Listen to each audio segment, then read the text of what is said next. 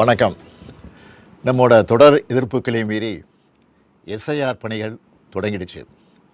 மக்கள் நிறைய பேருக்கு எஸ்ஐஆர் பற்றி இன்னமும் முழுசாக தெரியல. இந்த நிலையில் எஸ்ஐஆரை திமுக ஏன் எதிர்க்கிறோம்னு விளக்கவும், நம்ம வாக்குரிமையை எப்படி பாதுகாத்து கொள்வதுன்னு வழிகாட்டவும் தான் இந்த வீடியோ. சரியான உண்மையான வாக்காளர் பட்டியல் தான் நியாயமான தேர்தலுக்கு அடிப்படை. எனவே வாக்காளர் பட்டியல் திருத்தம் செய்யப்படுறத நாம் எதிர்க்கலை.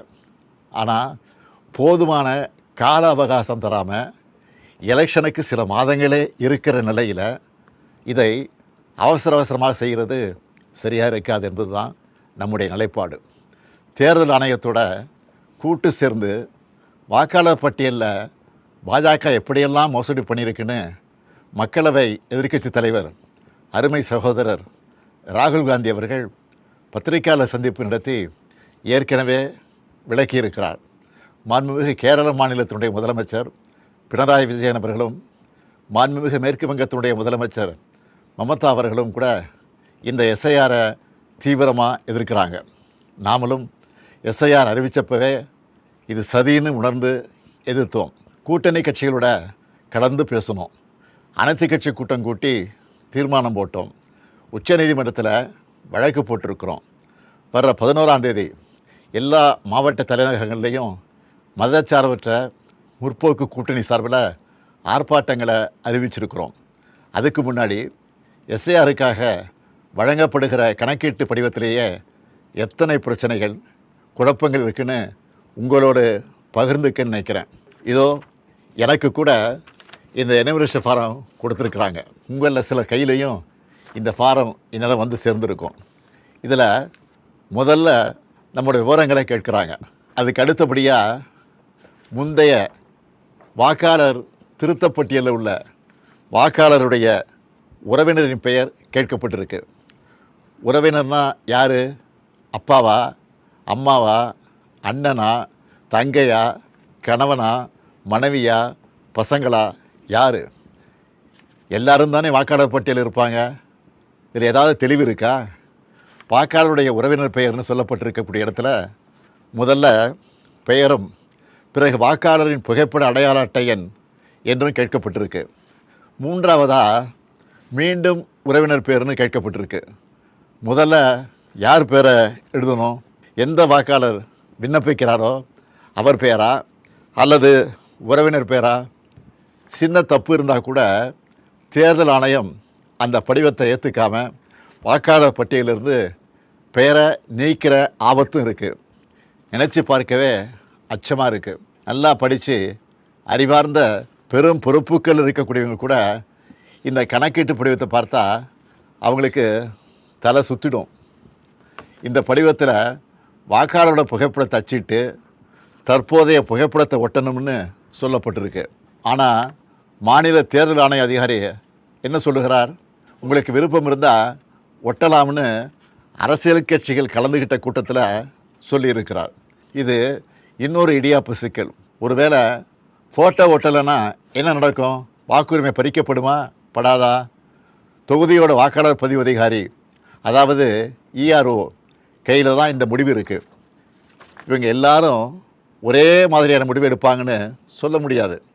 இப்படி முதல் கோணல் முற்றிலும் கோணல் என்ற கதையாக எல்லா இடத்துலையும் குழப்பம்தான். இந்த நிலையில் எதிர்க்கட்சிகளை சேர்ந்த சில அதிமேதாவிகள் இந்த எஸ்ஐஆர் பணியை நடைமுறைப்படுத்துவது மாநில அரசின் பணியாளர்கள் தான், அப்புறம் ஏன் திமுக எதிர்க்கணும்னு புரிதலற்ற உண்மைக்கு புறமான விவரங்களை வச்சு பேசுகிறாங்க.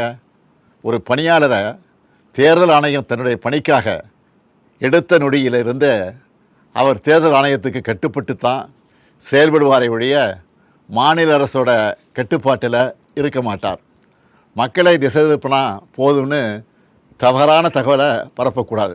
என்னத்தையாவது பொய்ய சொல்லி எஸ்ஐஆரை எப்படியாவது நடத்திடலாமா, ஏழை எளிய மக்களுடைய வாக்குரிமையை நீக்கிடலாமான்னு எதிர்க்கட்சிகள் நினைப்பது வேதனைக்குரியது. எஸ்ஐஆர் தொடங்க நாளிலிருந்து களத்தில் இருக்கக்கூடிய நம்முடைய கழகத்தினரும் நிறைய பிரச்சனைகளை நம்ம கவனத்துக்கு கொண்டு வந்துட்டுருக்காங்க. பிஎல்ஓக்கள் வர்றதில்லை, வந்தாலும் போதிய அளவு கணக்கீட்டு படிவங்களை கொண்டு வர்றதில்ல. ஒரு நாளைக்கு 30 படிவங்களுக்கு மேலே தர்றதில்ல.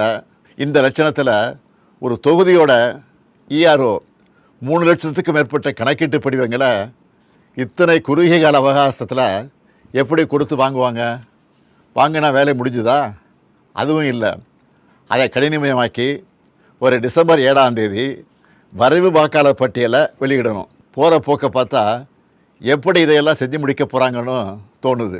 திராவிட முன்னேற்றக் கழகமும் கூட்டணி கட்சிகளும் தொடர்ந்து சொல்லிட்டு வர்றது போல் அதிக அளவிலான வாக்காளர்கள் நீக்கப்படுவாங்க நச்சம் இதன் மூலம் உறுதியாகுது. பிஎல்ஓக்கள் தங்களுடைய பணியை சரிவர செய்யலைன்னா இந்த எஸ்ஐஆர் பணியே மொத்தமாக பாதிப்பை சந்திக்கும். பிஎல்ஓக்களும் கட்சிகள் பிஎல்ஏ2க்களும் இணைந்து செயல்பட தேவையான எல்லாத்தையும் தேர்தல் ஆணையம் சொன்னாங்களே தவிர ஆனால் அப்படி ஒரு சூழலை இதுவரை உருவாக்கவே இல்லை. திமுக பிஎல்ஏ2 தயாராக இருந்தாலும் கூட பல இடங்களில் பிஎல்ஓக்கள் வராமல் இருக்காங்க. இதையெல்லாம் மீறித்தான் நம்ம செயல் வீரர்கள் விழிப்பாக செயல்பட்டு வராங்க. உங்களுடைய வாக்கு நீக்கப்படுமா என்று கேட்டால் அப்படி ஒரு அபாயம் நிச்சயம் இருக்குது, இல்லைன்னு சொல்லிட முடியாது. அதை தடுக்கணும்னா உங்கள் பகுதிக்குரிய பிஎல்ஓ யாருன்னு கேட்டு அவர்கிட்ட இருந்து கணக்கீட்டு படிவத்தை வாங்கி சரியாக நிரப்பி திரும்ப சமர்ப்பிக்கணும். அதுக்கான ஒப்புகை சீட்டையும் மறக்காமல் வாங்கணும். இதுதான் உங்களுடைய வாக்குரிமையை பாதுகாக்கும். வாக்குரிமை தான் ஜனநாயகத்தோட மறுக்க முடியாத அடிப்படையான உரிமை. தற்போதைய நிலையிலான எஸ்ஐஆரில் ஒட்டுமொத்த தமிழ்நாட்டு மக்களோட வாக்குரிமைக்கும் ஏற்பட்டிருக்கக்கூடிய பாதிப்பு, இதை எதிர்கொள்ள திமுக சார்பில் உதவி மையம் அமைச்சிருக்கிறோம். இது திமுகவினருக்கு மட்டும் அமைச்சிருக்கக்கூடிய உதவி மையம் இல்லை, எல்லோருக்குமானது. அதனால் கழக நிர்வாகிகள் மட்டும் இல்லாமல் எஸ்ஐஆரால் பாதிக்கப்படுற அனைத்து பொதுமக்களும் நாங்கள் அறிவிச்சிருக்கக்கூடிய 806542 200220 என்ற, மறுபடியும் சொல்கிறேன், 806542 200220 என்ற உதவி எண்ணை தொடர்பு கொண்டு உங்கள் சந்தேகங்களை தீர்த்துக்கலாம். உங்களுக்கு தேவையான வழிகாட்டுதல்களை பெறலாம். தமிழ்நாட்டு மக்களின் வாக்குரிமையை காக்க திமுக உங்கள் தோழனா துணை நிற்க தயாராக இருக்குது. நம் வாக்குரிமையை பறிக்கக்கூடிய ஆபத்து வாசல் தேடி வந்துடுச்சு. அனைவரும் ஒன்றிணைந்து செயல்பட்டு விழிப்போடு இருந்து தமிழ்நாட்டில் ஜனநாயகம் படுகொலை செய்யப்படாமல் பாதுகாப்போம். எஸ்ஐஆரின் சதிவலையில் சிக்காமல் நம்ம வாக்குரிமையை நிலைநாட்டுவோம். நன்றி, வணக்கம்.